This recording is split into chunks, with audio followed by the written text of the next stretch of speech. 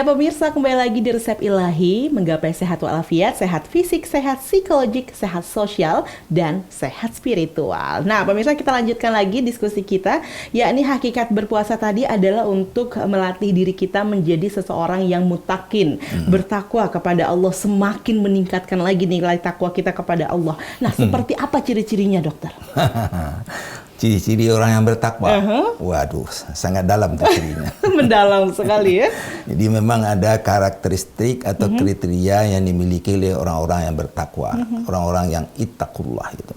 Memang tidak gampang itu. Secara umum yang pertama adalah berakidah murni. Nah ini di Muhammadiyah sangat disebut ini. Berakidah murni, keyakinan yang benar, sesuai dengan fakta, sesuai dengan tuntunan. Nah, ilmu-ilmu qauliyah dan kauniyah menunjukkan bahwa orang ini berakidah murni, tidak terombang-ambing dengan kepercayaan yang lain. Nah, ini di bidang medis itu ada. Ada juga. Oh, banyak banget. Ada Coba orang sekarang ya? Gimana pengobatan yang diikutinya yang sesuai dengan mitos, sesuai dengan keyakinan, yang tidak ada evidence base-nya, basis bukti kebenaran yang berdasarkan riset, penelitian, uji klinis itu nggak ada. Panjang pemirsa, jadi harus diketahui nih kalau kaitannya dengan medis ini prosesnya panjang sekali ya. Ada contohnya, masuk angin. Apa itu masuk angin? Nggak tahu bingung kan ya, pokoknya badan masuk rasanya angin ada, sakit-sakit masuk angin gitu. ada, melalui hidung bernapas. Jadi itu rahmat Allah. Tanpa angin orang meninggal. Jadi sebenarnya nggak apa-apa masuk angin, mungkin kebanyakan angin dokter ya. Nah itulah, ya itu nanti kalau ada waktu kita bahas itu. Boleh. Ya. Baik.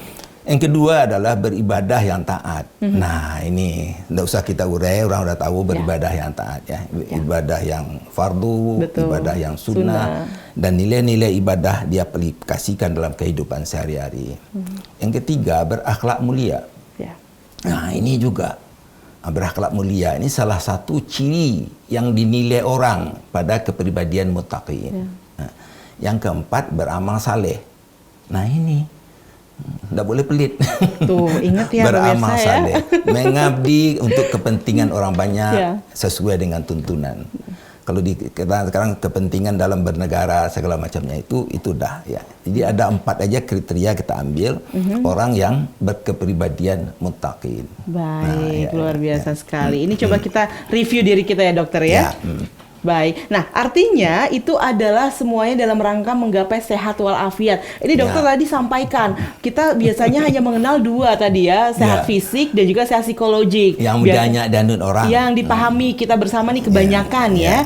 Tapi di sini ada yang namanya sehat secara sosial dan juga spiritual. Boleh bantu dijelaskan dokter? Nah, maknanya. Itu dia. Kalau sehat fisik orang udah tahu.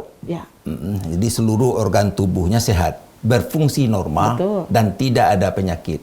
Kalaupun ada penyakit, cacat, tapi masih terkompensasi. Sehat fisik. Sehat psikologi itu sehat pemikiran. Orientasi pemikirannya normal. Nah, tidak galau. Orang galau sakit ya bisa dibilang ya, bukan orang-orang sehat ya. Tidak depresi. Dan tidak menyimpang pemikiran. Menyimpang itu ada namanya psikosis, skizofren. Sehat sosial ini hablum minan nas. Ini sehat dalam rangka kehidupan bersama. Ukhuwahnya terjamin dengan baik. Dan itu dinilai oleh orang bahwa orang ini baik, berkepribadian baik, akhlaknya baik. Nah itu sehat sosial. Jadi kalau premanisme itu tidak sehat. Orang yang tidak peduli ya itu juga tidak sehat. Orang egois tidak sehat. Feodalisme tidak sehat itu. Kalau kita pakai definisi tadi. Kalau sehat spiritual lah ini dia. Ini hablun minallah. Hubungan dengan Allah. Ya itulah yang nilai-nilai yang tadi. Ibadah, akidah. Nah ini itu sehat spiritual. Tapi untuk kehidupan duniawi, hidup sehat spiritual itu ada kata-kata spirit di situ. Apa tuh? Semangat untuk membangun diri sesuai dengan tuntunan. Nah ini yang penting. Kita umat muslim di mana aja dunia ketinggalan kok. Tidak percaya? Gimana percaya? Saya mencoba untuk terus berpikir positif dokter. Meskipun kenyataannya banyak mungkin ya data-data demikian. Tapi kita harus semangat tadi kok dokter. Jadi nggak boleh negatif. Kita lihat aja tuh yang namanya ilmuwan, teknolog, kebanyakan non muslim. Saya lihat mobil di jalan tuh mereknya bahasa-bahasa Jepang. kok nggak ada bahasa Indonesia ya? Hah, kenapa itu? Karena saya belum membuatnya, dokter. Saya akan buat. Nah, pemirsa, ini jadi motivasi buat kita nih. Ini adalah satu sentilan dari dokter ya kepada kita agar kita bisa semangat dan menciptakan sesuatu yang terlahir dari umat Muslim tadi, ya, begitu itu ya. Contoh, baik. Ya. Saya lihat di rumah ya, merek AC, merek TV, bahkan sabun mandi pun, sampo, deterjen. Saya baca riwayat produksinya bukan orang Muslim. Baik. Banyak non-Muslim. Apalagi alat-alat kedokteran di rumah sakit. Hampir semuanya non-Muslim. Nah, itu di mana kelemahannya? Itu yang tadi. Ya. Itu yang tadi. Bagaimana membangun diri ya, yang baik. Gitu.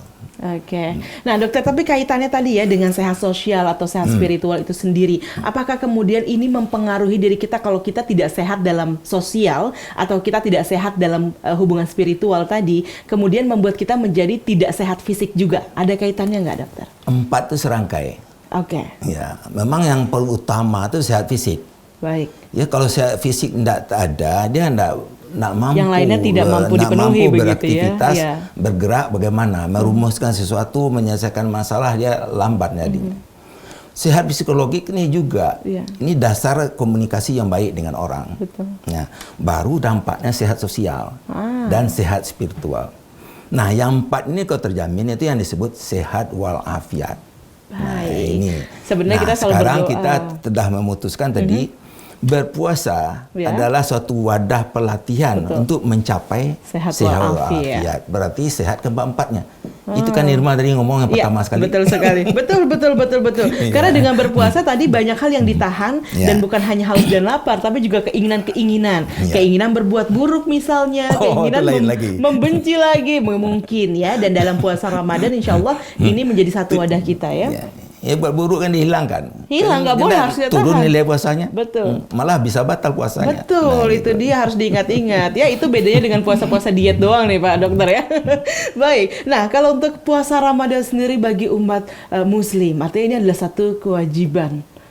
Begitu ya? Iya. Dan harus kita tunaikan begitu ya. Nah, apa syaratnya nih kita agar siap menyambut puasa Ramadan, Dokter? Oh.